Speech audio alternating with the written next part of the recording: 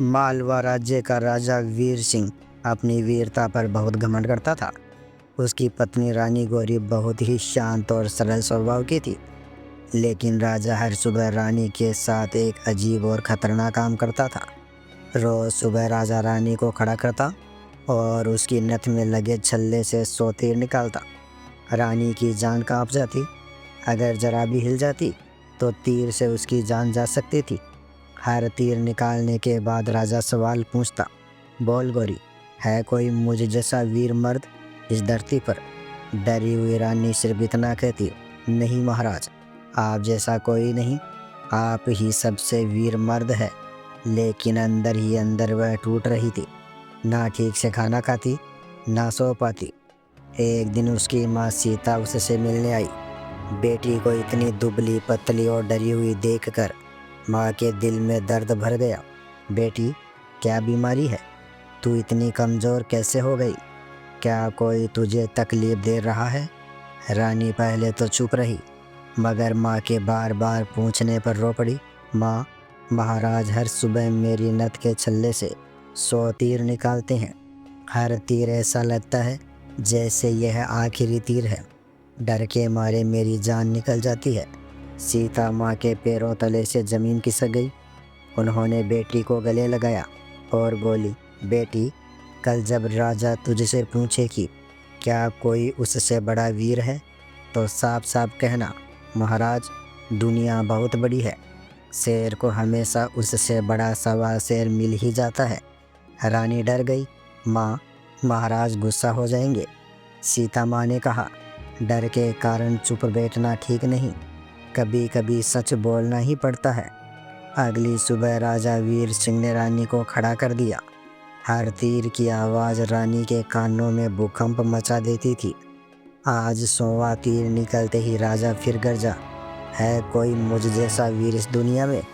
रानी ने माँ की बात याद की और हिम्मत जुटाकर बोली, महाराज, दुनिया बहुत बड़ी है, मर्द बहुत है, घर से बाहर निकलिए, शेर को सवा शेर मिल ही जाता है। राजा दंग रह गया। पहली बार किसी ने उसकी वीरता को चुनौती दी थी। राजा क्रोधित होकर बोला, ठीक है गौरी, मैं निकलता हूँ और खोज कर ही आता हूँ कि कोई मुझसे बड़ा वीर है क्या। राजा कुछ सामान लेकर यात्रा पर निकल पड़ा। कुछ दूर चलने पर राजा ने देखा कि एक आदमी ज़मीन पर लेटा आकाश की ओर देख रहा है। वह एक आँख से अंधा था। नाम था लखना। राजा ने पूछा, भाई, ऊपर क्या देख रहे हो?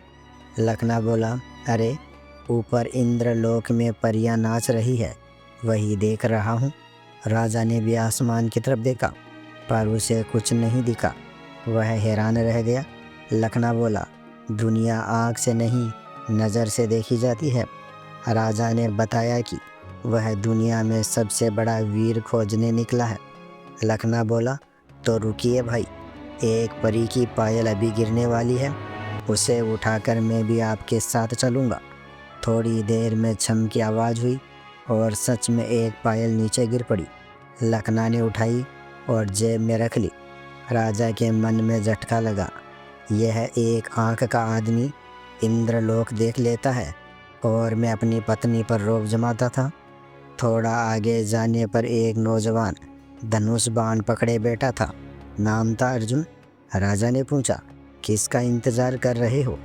अर्जुन बोला, मैंने 100 कोस दूर एक तीर मारा है, मेरा दोस्त भोलू उसे लाने गया है। राजा चौंक पड़ा। 100 कोस दूर? कुछ ही देर में एक लंगड़ा सा व्यक्ति तीर लेकर लौट आया।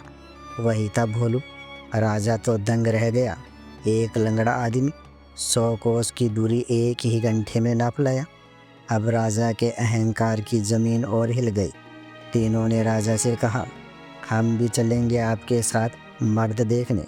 राजा मन ही मन समझ चुका था कि जो वीरता वह समझता था, वह तो इन लोगों के सामने कुछ भी नहीं। चारों चलते चलते एक भव्य नगर में पहुँचे। सड़कों पर भीड़ थी, घरों में सजावट थी और हर तरफ सुगंधित फूलों की मालाएं लटकी हुई थी। लोग उत्साह से भरे हुए थे। राजा ने पूछा, भाइयों, यह कैसा उत्सव है? एक बूढ़े व्यक्ति ने बताया, आज हमारी राजकुमारी सुहानी का स्वयंवर है, पर यह स्वयंवर साधारण नहीं है।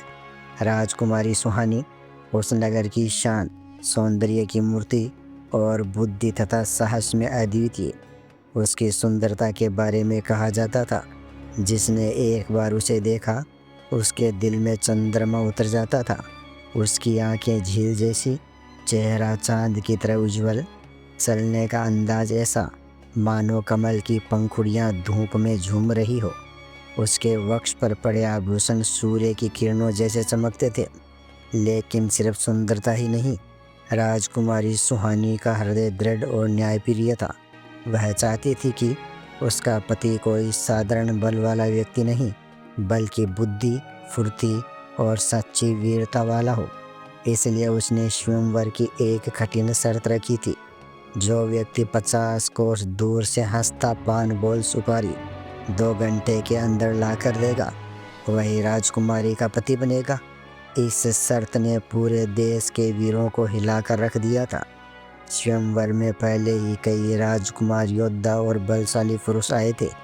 उनमें से कुछ पर्वतों को तोड़ने की ताकत रखते थे, कुछ घोड़ों जैसे दौड़ते थे और कुछ हथियारों में निपुण थे।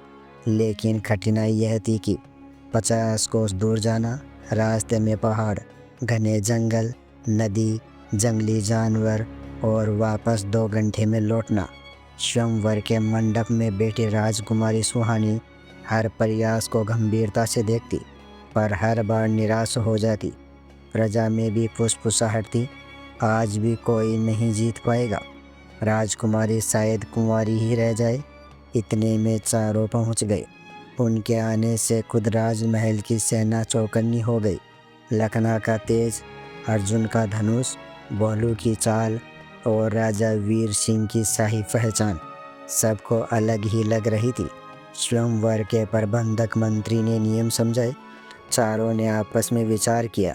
सभी बोले, यह काम भोलू ही कर सकता है। भोलू तेज था, धरती को चीरकर भागने वाला वीर। मंत्री ने शंका की, यह लंगड़ा कैसे जाएगा? लखना मुस्कुराया, आप चिंता न करें, यह अपने पैरों से नहीं, अपने साहस से दौड़ता है। भोलू तुरंत निकल पड़ा। उसके दौड़ने का अंदाज ऐसा था जैसे हवा भी पीछे रह जाए।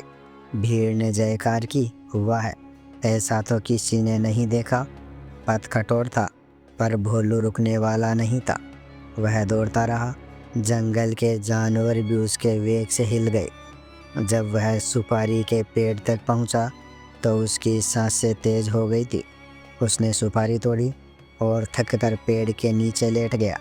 हवा चलने लगी और उसे नींद आ गई। उधर स्वयंवर में समय तेजी से बीत रहा था। राजकुमारी की आंखें चिंता से भर गई। भीड़ में हलचल, अब नहीं आएगा वह लंगड़ा।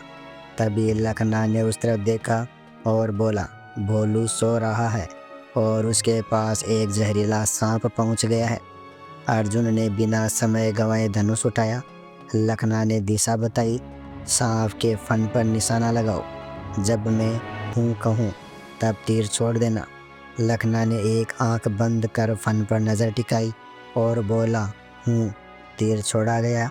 तीर हवा चीरता हुआ सीधा सांप के फन पर लगा। सांप तड़पता हुआ गिर पड़ा। आवाज़ से भोलू जाग गया। वह तुरंत उठकर बिजली की गति से वापस दौड़ पड़ा। 2 घंटे पूरे होने से पहले ही भोलू स्वयंवर में पहुंच गया। सभी चकित। राजकुमारी की आंखों में चमक आ गई।